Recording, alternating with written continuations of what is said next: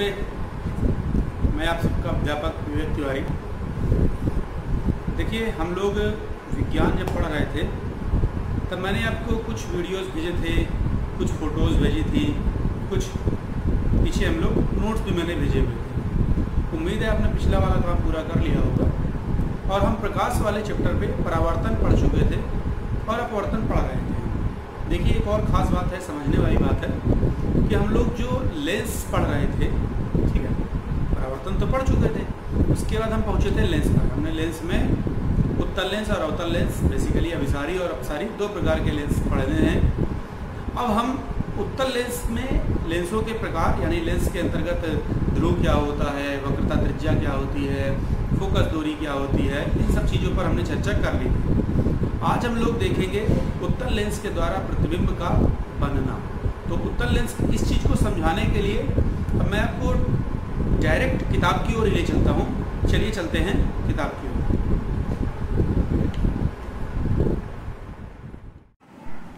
नमस्ते, पिछले वीडियो पे मैंने आपको लेंस से संबंधित परिभाषाओं के बारे में बताया था। तो आज हम उससे आगे बढ़ते हैं और हम यहाँ पर चर्चा करेंगे लेंस की अभिसारी और अपसारी प्रकृति की व्याख्या। देखिए, आपको ये चित्र में दिख रहा होगा कि ये जो प्रकाश किरणें हैं, जब ये उत्तल लेंस से टकराती हैं तो टकराने के बाद ये उत्तल लेंस इन किरणों को सिकोड़ देता है। यह प्रकृति, किरणों को सिकोड़ने वाली प्रकृति अभिसारी प्रकृति कहलाती है। वहीं जब प्रकाश किरणें अवतल लेंस से टकराती हैं तो फिर उसके बाद, यानी अवतल लेंस से पार जाती हैं, परावर्तित होती हैं, तो फिर वो उन किरणों को फैला देता है। तो इसलिए उत्तल लेंस को अभिसारी लेंस और अवतल लेंस को अपसारी लेंस कहते हैं। सो बेसिकली ये अभिसारी और अपसारी प्रकृति की बात हो गई है, ठीक है। अवतल लेंस पर मुख्य अक्ष के समांतर चलने वाली किरणें अपवर्तन के बाद मुख्य अक्ष से बाहर की ओर विभिन्न कोणों पर मुड़ जाती हैं, फैलकर दूर दूर हो जाती है। तो बेसिकली अवतल लेंस यानी अपसारी लेंस किरणों को फैलाता है, वहीं उत्तल लेंस जो है वो किरणों को सिकोड़ देता है। थोड़ा आगे बढ़ते हैं। देखिए, जब आप आगे बढ़ेंगे तो लेंसों के द्वारा प्रतिबिंबों का बनना हम यहाँ पर चर्चा कर लेते हैं। और देखिए, लेंसों के द्वारा प्रतिबिंब का बनना, इस यहाँ पर दो प्रकार के लेंस हैं। एक लेंस होता है अवतल लेंस और दूसरा लेंस होता है उत्तल लेंस।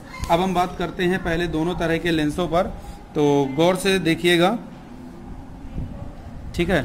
ये क्रियाकलाप से हमको ज़्यादा लेना देना नहीं है। हम यहाँ पर आते हैं, प्रकाश लेंस के द्वारा बनना। ये जो चीज़ दी गई है ये आपको उत्तल लेंस के लिए दिया गया है।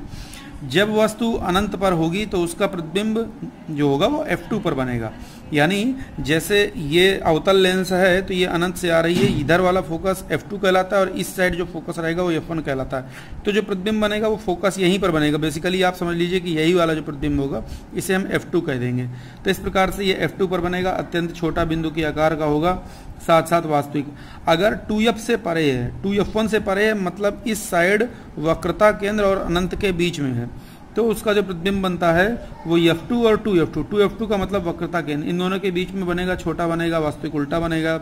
वहीं अगर इस प्रकाश किरणों को और खिसकाया जाएगा F1 और 2F1 के बीच, यानी वक्रता केंद्र और फोकस के बीच आएगा, तो वो 2F2 से परे, मतलब अनंत और 2F2 के बीच में वक्रता केंद्र के बीच बनेगा समान आकार का।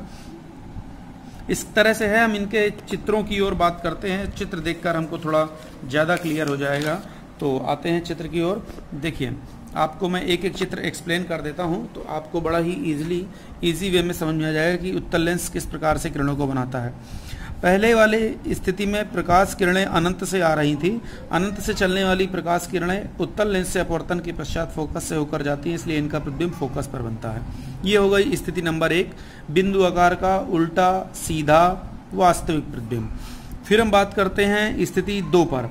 देखिए, ये 2F1 लिखा है और जो वस्तु है वो 2F1 से और आगे की ओर है, अर्थात देखिए 2F का मतलब वक्रता केंद्र। वक्रता केंद्र फोकस दूरी के दुगने पर होता है। अनंत और वक्रता केंद्र के बीच में है तो उसका प्रतिबिंब जो बन रहा है, देखिए F और 2F, अर्थात फोकस और वक्रता केंद्र के बीच में बन रहा है, वस्तु से थोड़ा छोटा है, उल्टा है, वास्तविक है। अब हम बात करते हैं स्थिति नंबर C पर। एग्जैक्ट 2F1 यानी वक्रता केंद्र पर ही वस्तु आ गई है, तो उसका प्रतिबिंब देखिए इधर पर 2F2 पर बन रहा है, अर्थात वक्रता केंद्र पर ही बन रहा है, तो उसी आकार का है जिस आकार की वस्तु है, उल्टा, वास्तविक और सीधा। इसके बाद अब जो वस्तु है वो वक्रता केंद्र और फोकस के बीच में आ गई है। तो देखिए, जो वस्तु का प्रतिबिंब का आकार है वो कुछ बड़ा हो गया है और किरणें वास्तविक रूप से एक दूसरे को काट रही हैं, तो उल्टा, वस्तु से बड़ा और वास्तविक। इसके बाद अब एग्जैक्ट फोकस पर ही आ गई। तो हमने पहले भी देखा था कि समांतर वाली किरणें फोकस से जाती हैं और फोकस वाली जो भी होंगी वो समांतर हो जाएंगी। तो इसका मतलब ये समांतर हो जाएंगी अर्थात कहीं नहीं काटेंगी, इसका मतलब कि ये अनंत पर प्रतिबिंब बनेगा।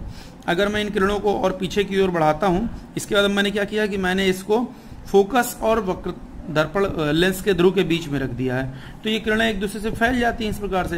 अब फैल जाती हैं तो कहीं मिलेंगी नहीं। तो अगर मैं इन किरणों को पीछे की ओर बढ़ाता हूं तब जाकर यहाँ पर आभासी सीधा वस्तु से बड़ा प्रतिबिंब बनता है। तो ये उत्तल लेंस के द्वारा 6 प्रकार की स्थितियां हैं जिनमें प्रतिबिंब बनता है। ठीक है, तो ये उत्तल लेंस की स्थिति है। आप इसको कॉपी पर नोट कीजिएगा और इन सभी चित्रों को आपको कॉपी पर बनाना है। जी नमस्ते।